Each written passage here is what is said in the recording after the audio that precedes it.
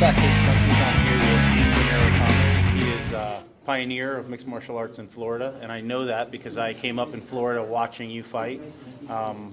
Been training longer than most of us even knew the sport was in existence. What year did you start training, Dean? Man, I started training in like 95 or 96. You know what? Actually, I can say 95 because that was when I went to my first Rickson Gracie seminar.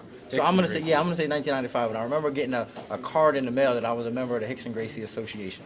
Was there anyone cooler back then than Rickson Gracie? Nah, he was the man. I mean, I remember, and like this is something that the guys don't do in seminars no more because I don't do it. I don't know anybody who does it. But at the end of the seminar, he rolled with like 40 guys. Non-stop, back to back. Like, I mean, obviously today he couldn't do that because like people would probably give him a run a little bit, but like back then, 95, you know, nobody knew anything, so he just ran through everybody, just choking everybody out. I remember I did a seminar with somebody that did that before, and it's like awe-inspiring to watch a guy run through like 20 of your training partners. I know, especially like when you're rolling with guys, you're thinking like, man, that guy's so good, and then when somebody runs through him, you're like, yeah, I didn't know that level existed. So yeah. I understand. So let's go over your history a little bit. You started training in 95. When did you take your first fight? You know, I took my first fight in 90. Well, it was like an amateur fight. And it was against a guy who now works for the Florida Athletic Commission, Elian Rodriguez. It was amateur shoot fighting. And that was the first time I ever stepped into the ring.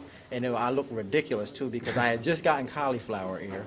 So I was wearing headgear, wrestler's headgear, and then like these tight trunks that I bought from JCPenney's because I wanted to look like Murillo Bustamante. So yeah, I looked pretty ridiculous. Ended up being a draw. You had a draw with Elian? I had a draw with Elian. Oh, I know yeah. Elian. I'm sure he's hanging on to that. Yeah. Well, you know what it was? Like in those rules, you couldn't punch to the face. So I was destroying him on the feet because he didn't know anything but judo. And then he would just take me down and lay on top of me. But then I'd scramble and get out. 10-minute match. But it was a lot of fun. I mean, it brought me to where I am today. It kind of, you know, once I tasted that first experience of being in that environment of a fight, man, I saw that that's what I wanted to do forever. Well, there's from following your career, I know there's like an intersection when Brazilian Jiu-Jitsu really became a part of your life. You're a black belt now in Brazilian Jiu-Jitsu, one of the first American black belts in Brazilian Jiu-Jitsu under Ricardo Liborio. Well, yeah, I'm the first black belt from Ricardo Liborio. Oh, no yeah, kidding. Look, I'm wearing it now. Like, I don't take this thing off. And if Liborio's, you know, ever watches this, he owes me a stripe because we supposed to get whatever. The Brazilian black guys don't count. Yeah, though, right? They don't give us stripes. You know what I'm saying? Like, I want a stripe. He ain't giving me my stripe, so hopefully he checks us out and gives me a stripe. You're gonna have to say something. Yeah, I'm gonna say something. Hopefully he checks us out. Yeah. So, at what point in your career, so you started training in 95, did you realize that you needed to really pursue and dive in and really get to the source of Brazilian Jiu-Jitsu? I knew it in 95. The problem was it wasn't as accessible as it is today. You know, back in 95, you know, we didn't have nothing. All we had was VHS tapes. You know, we had, you know, Renzo Gracie, Craig Kukuk. You know what I'm saying? That's what we watched. You know, we didn't have, you know, like right now you could throw a rock and hit a school somewhere, a jiu-jitsu school or MMA school. Back then we had videotapes and seminars. So I went to every seminar I could. I had, you know, a stack of videotapes, VHS tapes that I'd watch. And me and Paul Rodriguez would just be in the backyard, in the living room, just rolling around, you know what I'm saying, trying to practice the moves. So I would always consider myself, you know, a jiu-jitsu guy, but I didn't really know what jiu-jitsu was. I just knew it from the tapes, but I didn't have anybody over top of me to say, no, you're doing that wrong. So we just try it, and then hopefully it worked out all right. Yeah. So the early days of MMA that you helped build the sport up in Florida and Southeast, there was it's a little bit different now. I talked to you previously about this, that guys coming into the sport now, they have things, just the world is different. So they don't know how it's different, but we know how it's different. Oh, man. It's like night and day. You know, coming up back then, it was, you know, there was like when a UFC event came around, we were excited for it because there was like 3 a year. So like it was like a big countdown for me. Now it's like you watch a UFC and like that's all it really was. Yeah, like I don't even hardly watch them. Like I read the play-by-play on Sherdog. But back then it was like you knew when the UFC, like when UFC 3 or UFC 4 was coming up, like you knew it and like you was excited to see it. Nowadays it's like, you know, if you miss it, you just catch it later, or or whatever the case may be. But I mean, it's so much more accessible now. It makes it a lot easier in a different game, and I think that the people now are spoiled by that accessibility to mixed martial arts because we appreciated what we got at the time. I mean, but from the spectacle of it to the training of it, we didn't have that access. Now, well, I got a quick question just for me. What's the farthest you ever drove for an MMA bout for yourself or one of your teammates? Well, man, we drive, and this is still to this day. We drive to Morgan City, Louisiana, like probably 3 times a year, 3 or 4 times a year. Get in the car. It costs us like $400 or $500 to get to renting a car, getting up out of there, but to me, like, that's how I came up. When I came up, I drove everywhere. I drove to Georgia to fight. I drove to these places to fight. So like for my guys, I'm like, look, man, get your little tail in the car and we driving. You ain't get no plane ticket. You ain't pay your dues yet. Right. Get in the car and let's go. Pack the bag and you driving. I'm sleeping. So like that's how it is. That's awesome.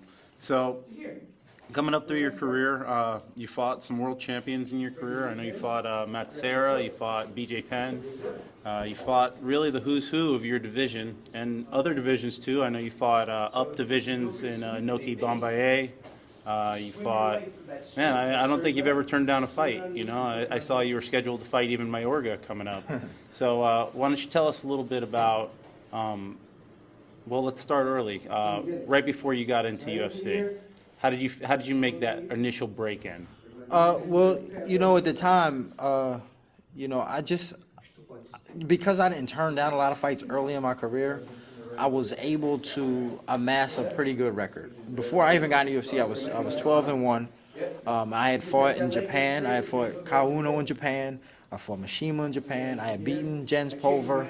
I was on a tear. So, and I didn't turn down a lot of fights at that time. It wasn't until like afterwards where I started being a little bit more, I don't want to say smart about my career, but just, after I made it to UFC, I decided to pick and choose a little better.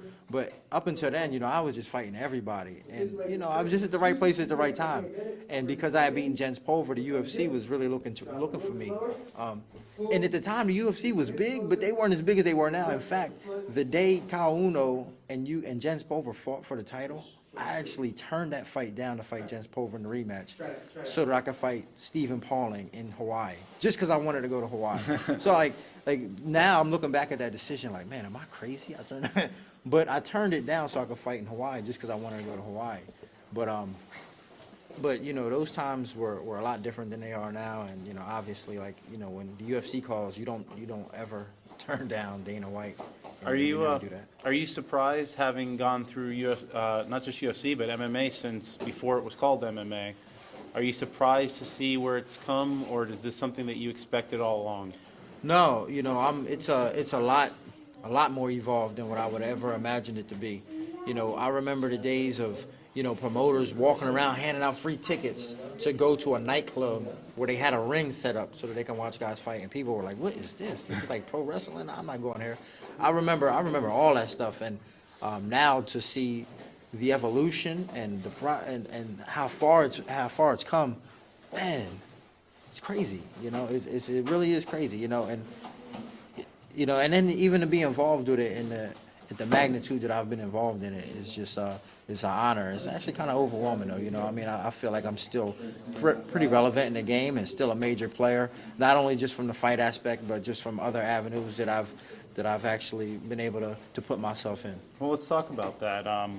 You've made a real play over the last year and a half to let the world see the other side of Dean Thomas that, all the guys that have been training with you for years we knew about. You're one of the funniest, most entertaining guys in front of a camera that I've ever seen.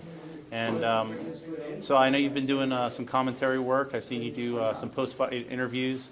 Is this a segue into the next career for Dean Thomas? I hope so. That's not really up to me. That's up to the powers that be. But that's something that I like to do. Like I'm not camera shy. I'm not afraid to talk in front of the crowd or in public. I'm not afraid of public speaking. So and in fact, I enjoy entertaining people. I will put myself I'm the type of dude that will little girl kick me in the groin to make people laugh. Like I'll do stuff like that just just to get a laugh. So hopefully I always want to be involved in the game. I feel like I'll be 35 soon. Don't tell nobody, but I'll be 35 soon, and I've been involved in the sport since my early 20s. So like that's almost half my life that I've been involved in this game. So I've been involved in this game for as long as this game has been. So I can't see me doing nothing else. So if I can't fight, I'm gonna be involved somewhere. And because I like to entertain, it just makes sense, that you give me a camera or you give me a mic and put a camera in front of me, and I just go out and just start talking trash.